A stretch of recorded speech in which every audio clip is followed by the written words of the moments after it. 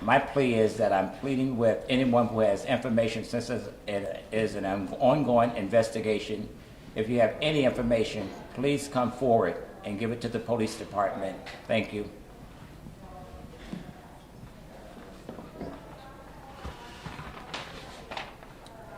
Good morning. As Commissioner for District 3, I am deeply disturbed by the shooting yesterday and increased gun violence going on in this city. Preliminary reports indicate that high-powered assault weapons may have been used in this attack. We are asking all people of good conscience to do the right thing and help the police find whoever did this. A little boy was grievously injured, and as parents, Commissioner Bernard and myself know that no street code of silence should stop anyone from helping the police get these people off the streets who did this. We can't help the community if the community will not help us. This child deserves better than that. Our city deserves better than that. Together, we can make a change. And catching the people who did this is our responsibility. All of us are responsible for the community in which we live. I'm going to do my part. Please help make Boynton Beach the best place to live for all. Thank you.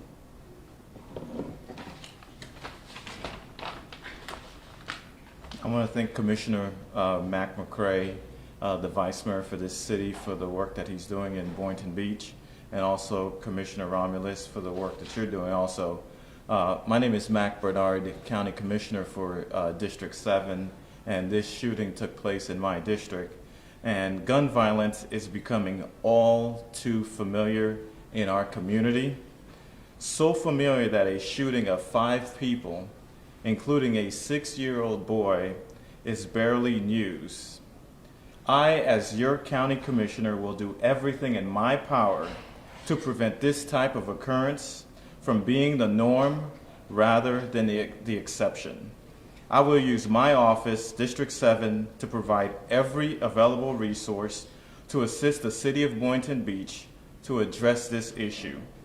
We cannot allow a few criminals to ruin the quality of life for the majority of families in this community. As a parent, I am deeply alarmed that these criminals didn't even respect the child present. We need to take these people off the streets.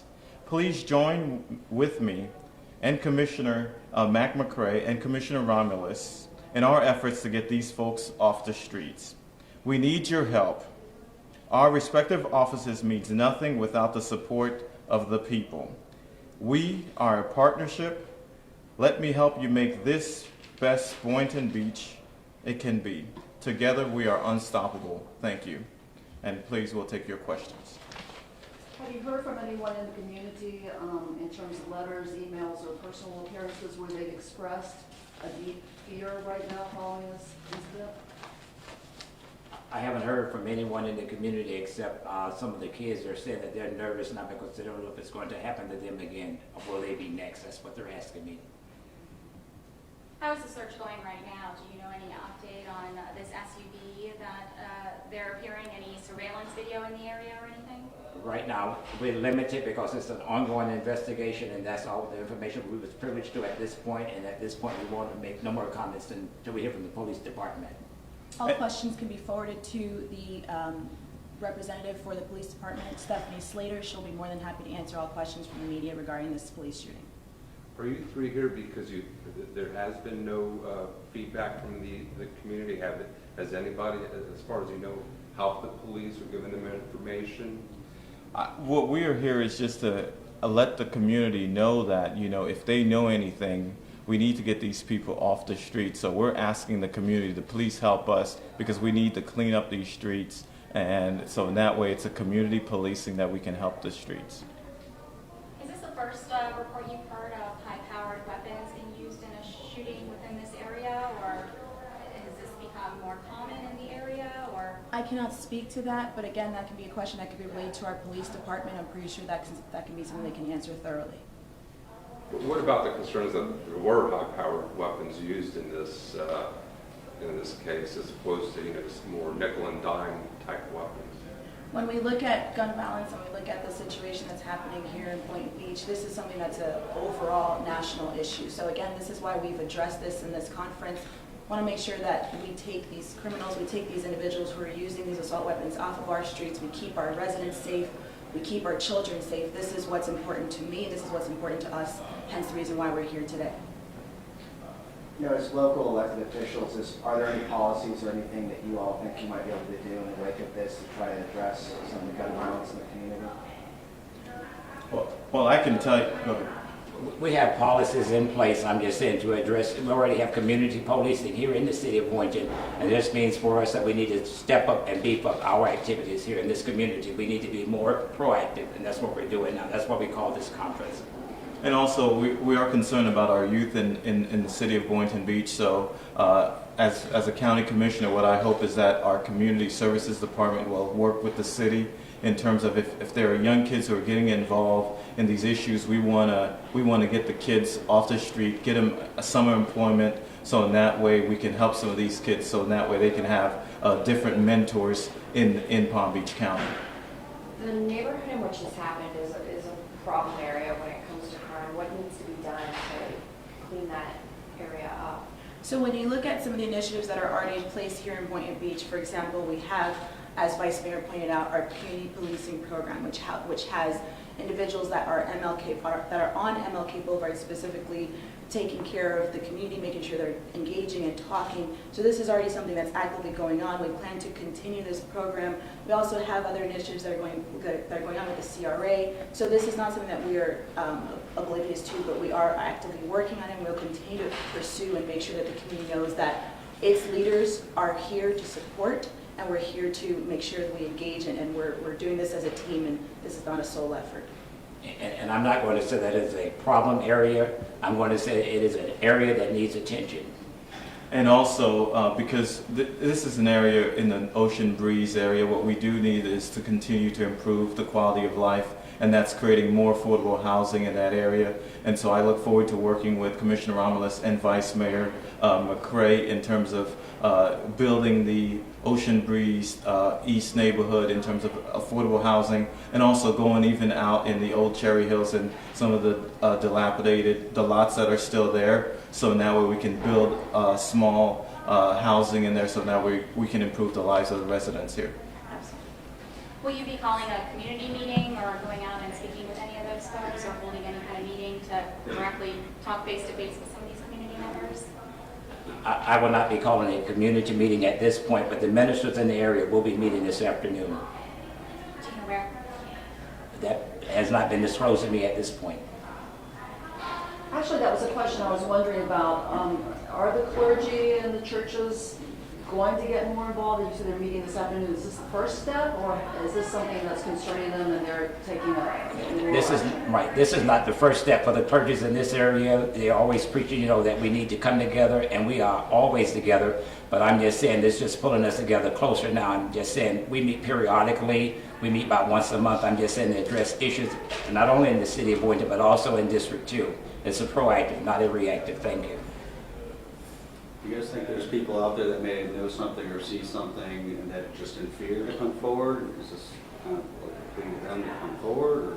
This is a plea for them to come forward, so if there anybody who knows any information, we're asking that for, because we love Boynton Beach, we love what Boynton Beach stands for, please come forward. Let's clean up our streets. Let's get these assault weapons off our streets, and that's really important to all of our communities.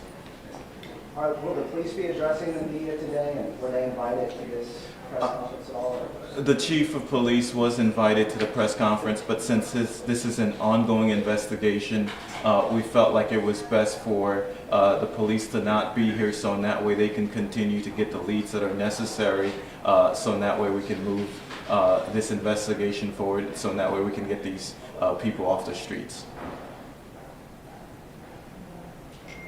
Are you worried at all about people retaliating? And what would you say to someone if they're really upset and they want to get back or even?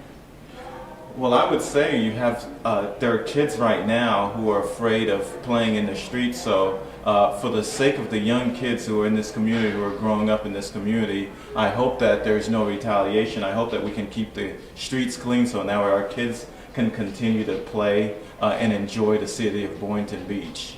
In addition, there are several sources of anonymous tips that you can be able to use to send information to the city, send information to our police. So you can reach out to the police department. They will keep your identity anonymous. You have no reason to fear retaliation because of that anonymity source. So please, again, come forward. We need to make sure that our children are safe and people can walk and not have fear of any type here in the city.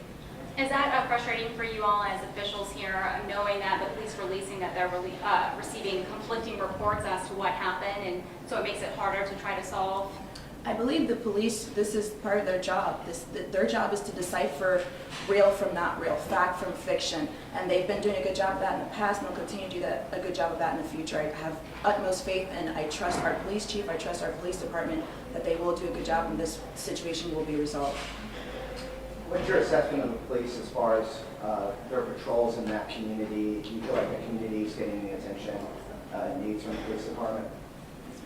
I'm going to address that. First of all, we feel like we need more policing in the area. I'm just saying when we request that, it seems like they said that they have other things that they will have to do. I've been requesting more policing up and down those streets ever since I've been re-elected, served 3 years now. I'm just saying, I'm with the chief constantly saying that people are calling me saying, where are the police? They need to be more prevalent up and down those streets, and that is one of my issues with the police department here in this city.